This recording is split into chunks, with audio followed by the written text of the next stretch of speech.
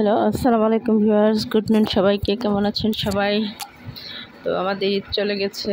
এখন আমাদের এখন ছুটি ছাটা শেষ, স্কুল খুলবে, সবাই যার যার কাজে চলে যাবে, আবার সব কিছু রেগুলার শুরু হয়ে যাবে। তো ব্যাপার হচ্ছে যে আমরা তো ঈদ চলে গেছে আজকে 3-4 দিন হলো।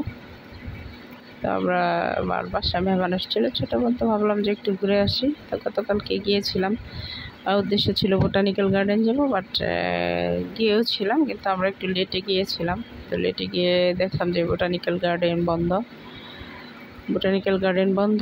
দেন আর কি করব, তো যেহেতু ঘোরার উদ্দেশ্যেই গিয়েছিলাম, তাই ভাবলাম যে বোটানিক্যাল গার্ডেনটা হচ্ছে এগ্রিভার্সিটি সংলগ্ন, মানে এগ্রিভার্সিটির ভিতরেই হচ্ছে বোটানিক্যাল গার্ডেন।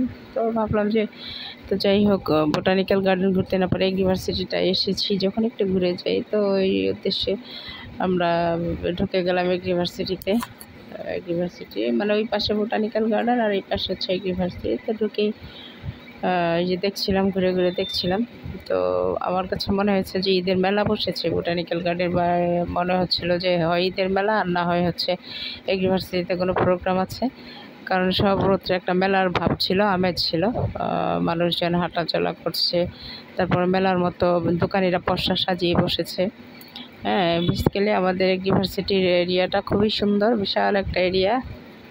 তো এগ্রিভার্সিটি নিয়ে আমি একটা হচ্ছে ভিডিও বানিয়েছি আমাদের কৃষি বিশ্ববিদ্যালয় নিয়ে। তো সেই ভিডিওটা যারা দেখেছেন তারা হয়তো তথ্যগুলো পাবেন। তো আমরা ওই দেখছিলাম, তো ঘুরে ঘুরে ঢুকছিলাম, আর হচ্ছে যে ছোট ছোট করে ক্লিপ নিচ্ছিলাম, ছোট ছোট করে ভিডিও করছিলাম এবং কিছু ছবি উঠাচ্ছিলাম। তো ভালো, তো কালকে পরিবেশটা অ্যাকচুয়ালি খুবই সুন্দর ছিল, মানে না রোদ ছিল না মেঘ ছিল, মেঘলা একটা দিন ছিল, কিন্তু এত বেশি গরমও ছিল না, খুব বেশি আবার যে মানে এত গরম ছিল না। তা আমরা ঘুরতে খুব একটু মজা পেয়েছি। তো হাঁটার এক পর্যায়ে আমরা খুব ক্লান্ত হয়ে গিয়েছিলাম, বিকজ হাঁটতে হাঁটতে শরীর ঘেমে গিয়েছিল, তখন একটু গরম ফিল হচ্ছিল। তো ছোটো ছোটো করে ছবি তুলছিলাম আর ছোটো ছোটো ক্লিপ নিচ্ছিলাম। তারপরে মাঝখানে এসে গিয়ে ইউনিভার্সিটির ক্যাম্পাসে এসেছি, মানে ভার্সিটির ক্যাম্পাস বলে কথা। তো এখানে ঝালমুড়ি খাওয়া হবে না, ফুচকা খাওয়া হবে না, তাহলে তো মানে জীবনটার মানে যাওয়ারই কোনো সার্থকতা নেই।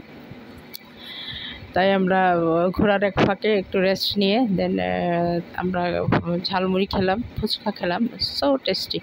আসলে ইউনিভার্সিটি, স্কুল, কলেজ, ইউনিভার্সিটি ক্যাম্পাসের ভিতরে যে সমস্ত দোকানগুলোতে আপনার ঝালমুড়ি বিক্রি হয় বা ফুচকা বিক্রি হয়, সেগুলো খুবই টেস্টি হয়। এরা মানে যারা খুব মজা করে এটা বানায়, তারা এই স্কুল, কলেজ, ইউনিভার্সিটি ক্যাম্পাসগুলোকে বেছে নেয়, মানে খুবই টেস্টি হচ্ছিল। তো এই যে দেখুন, মেয়ের সাথে ছবি উঠে নিচ্ছে আমার ছোটো বোন, আমি আমার ভাস্তি গিয়েছিল, আমার ছোটো বোনের হাজব্যান্ড গিয়েছিল। তো ঘুরে ঘুরে দেখছিলাম, যে যার মতো করে ঘুরছিলাম, খুব ভালো লাগছিল। আর মানে এত সুন্দর একটা পরিবেশ চারিদিকে, মানে যেদিকে তাকাবেন, এখন যদিও বর্ষার সিজন, বর্ষাকালের ফুলগুলো বাগানে ফুটে আছে, খুব দেখতে ভালো লাগছিল আসলে। তো যে এই যে দেখুন, রৌদ্র নেই, বৃষ্টি নেই, খুব সুন্দর।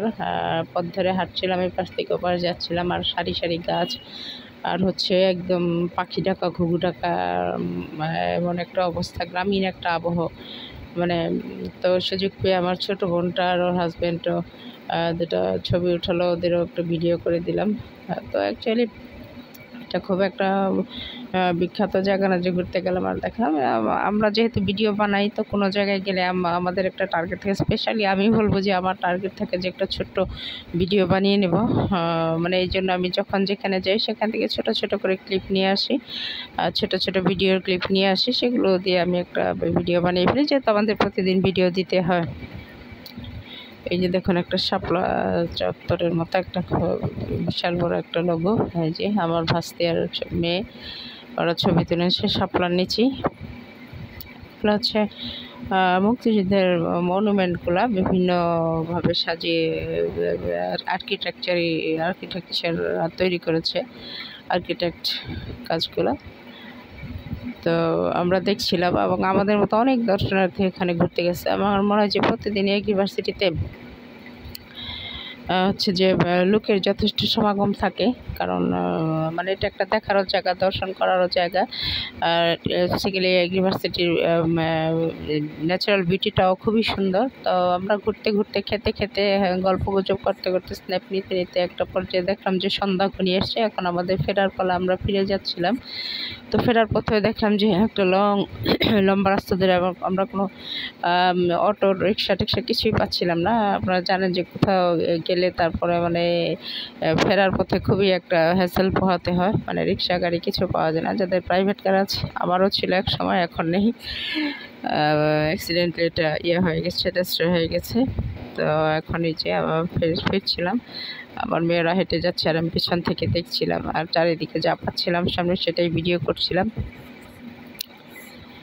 তো এই যে দেখুন ফুলের গাছ। তো আমার মেয়েও খুব মানে ন্যাচারাল বিউটি পাগল, যেখানে যায় ও ছোট ছোট করে ভিডিও ছবি তুলে নিয়ে আসে। ও খুব সৌন্দর্যপ্রেমী, প্রকৃতিপ্রেমী আর কি বলা যায়।